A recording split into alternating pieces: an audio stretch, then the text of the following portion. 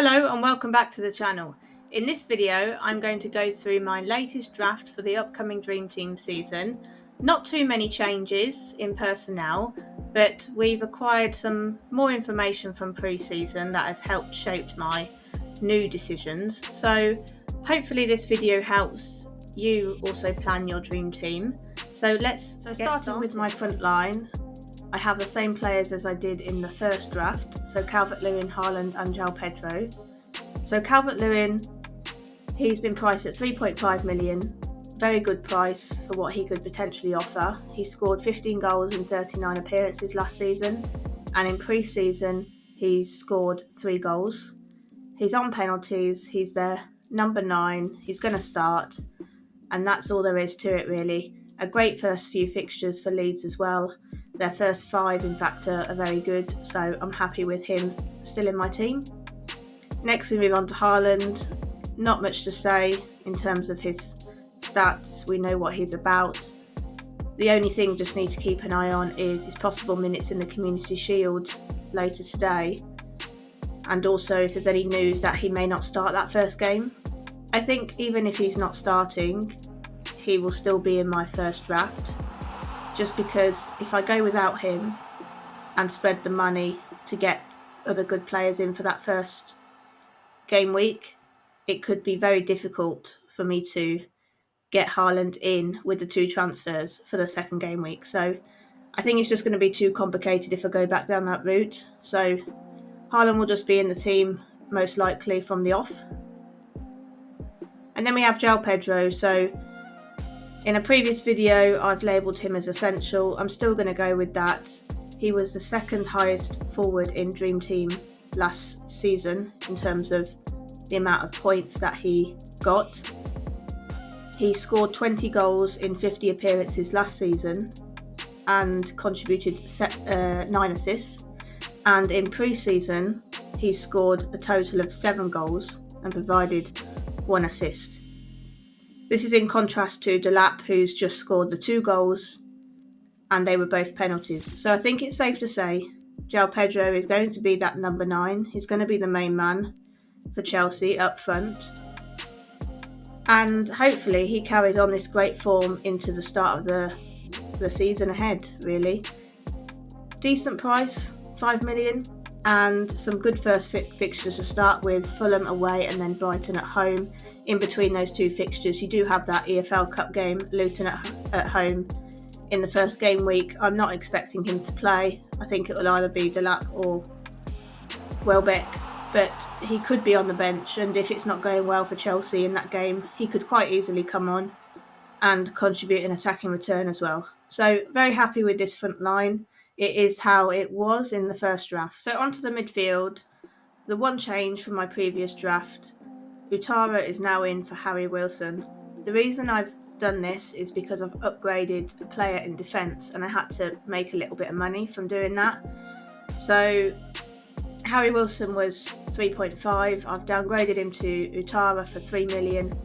He plays as right winger for Brentford. He can also pay up front. He had a decent season last season, scoring 7 goals and 8 assists in 37 appearances. And in pre-season he scored 2 goals and provided 3 assists in pre-season. So very good stats for this price point. And Brentford's fixtures are not too bad at all. Tottenham at home. Yes, it is Tottenham, but it's a home fixture. There's a good chance he could get something from that game. And then the second Premier League game is Leeds away in the second game week. Brentford do have an EFL Cup game in the game week 1 as well, away at Birmingham. There is a chance that he could feature in that game. I looked at his appearances last season and he did play a part in 5 cup games last season, so there is a chance that he has 2 games in that first game week. So that's a bonus, of course, if he does play a part in the 2 games. So that's Utara. Then we have Solis. He's a player I just really fancy. I've raved about him for some time. The stats for him in Club Brugge last season were incredible. 22 goals and 29 assists in 52 appearances.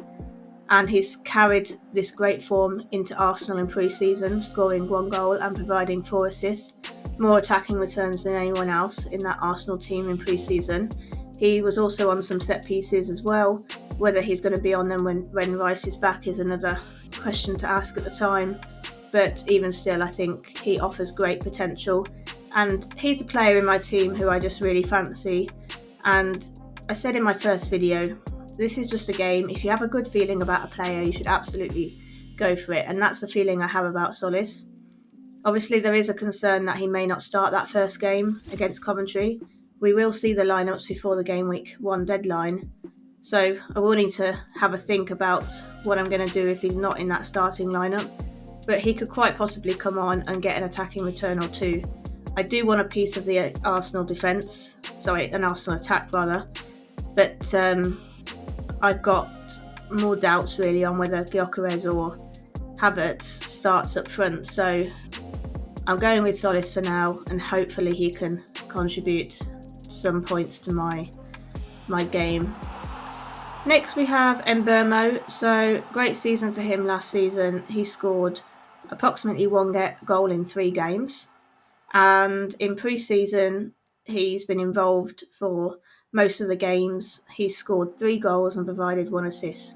He's mainly played up front in the number 9 position in pre-season, whereas last season he was sort of on the right wing. So there is a chance, and I'm quite confident he's going to start this season in the number 9 position. So I think for this price point, 4.5 million, it's an absolute steal.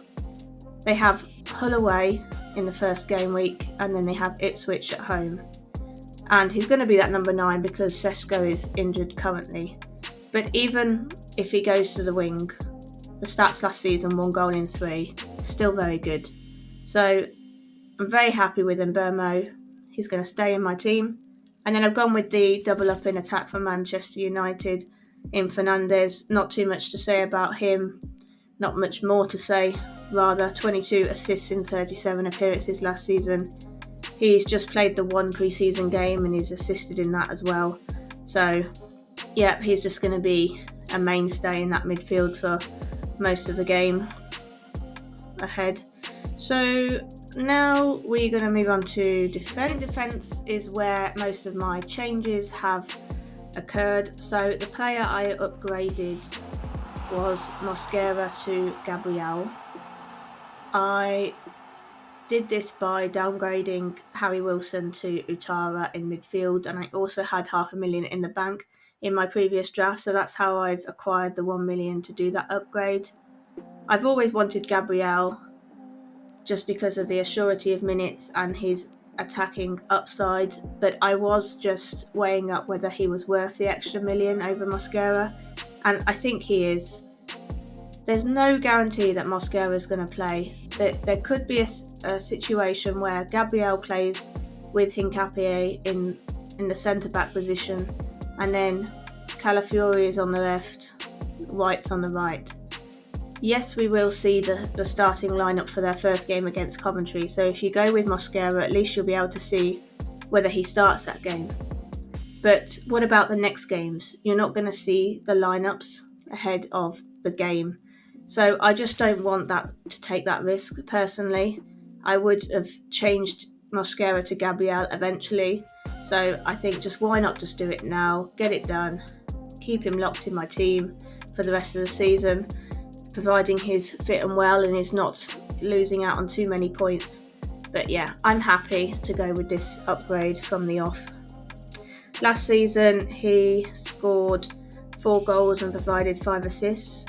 He was the highest scorer defender in the Dream Team game last season, and he was the joint 4th highest scoring defender in the Premier League last season.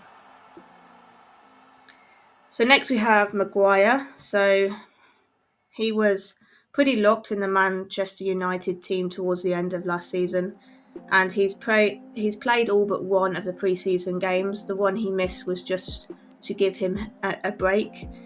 Apparently. So he's actually scored in pre-season as well. Last season he scored 2 goals and provided 2 assists, but he didn't always play. many minutes last season. I do think his potential for attacking returns could be more this year because of Casemiro's departure. I think Maguire will be that target man for corners and long throws, set pieces, etc. So I do think he could improve on his attacking numbers this season.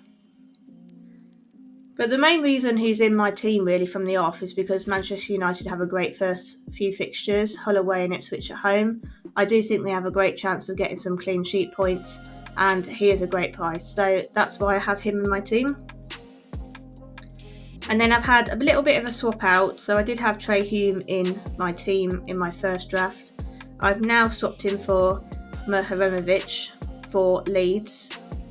He was a £34 million signing for them. He's a centre-back, and he started all of their pre-season friendlies, so I think he's pretty much secure in this Leeds team for this season. He's even scored a goal in pre-season yesterday, and it wasn't the expected headed goal given his height at 6'4". He actually managed to do an overhead kick to score the goal, which is quite remarkable really. So I think given that, he's got quite a lot of potential perhaps to score many goals this season if he's capable of doing that. So I also think Leeds will be a better defence this season because they've also brought in James Trafford in goal. So I think they are more likely going to get more clean sheets this season, I'm hoping. The fixtures are good for Leeds overall to start the season, as I've mentioned. It is an away fixture to start with, Nottingham away, and then the same again in the EFL Cup. There is a chance he could play in that EFL Cup game. He is a centre-back, so they don't need to work as hard as the attacking outlet. So I think he could play, but if he doesn't, that's fine. After that, they have like 4 great fixtures after that, so very happy to have him in my team to hopefully get some clean sheet points and attacking returns. And at this price, 2.5 million, it's a no-brainer really, and ultimately if I took him out I only have £2.5 million to spend, so I think he's a good option for this price. And lastly, in defence we have Roofs for Sunderland. So he helped Sunderland achieve 11 clean sheets in 37 appearances, or games rather, last season. They were 4th place for the most amount of clean sheets kept last season, and in the first part of the season they went a long run without conceding a goal at home. So I do think they're quite a solid defence. He's only 3 million. He's the cheapest price goalkeeper who plays for a team that is in Europe this season. So we're going to get some extra points for those European games. And the fixtures to start the season for Sunderland are good. They go away to newly promoted Ipswich, and then they have a home game against Fulham. So I'm happy with him. I think Sunderland are a good defence. They've had a couple of injuries in pre-season, but I think they've still got potential to be quite a solid outlet, really. They don't concede too many.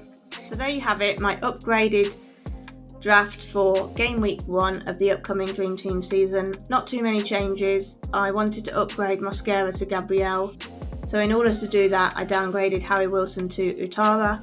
I've also swapped out Kelleher and Hume for Roofs and Mihajlovic. The player I would love to have in the team is Semenyo, but I just don't have enough money or space to do that. He will be a target at some point.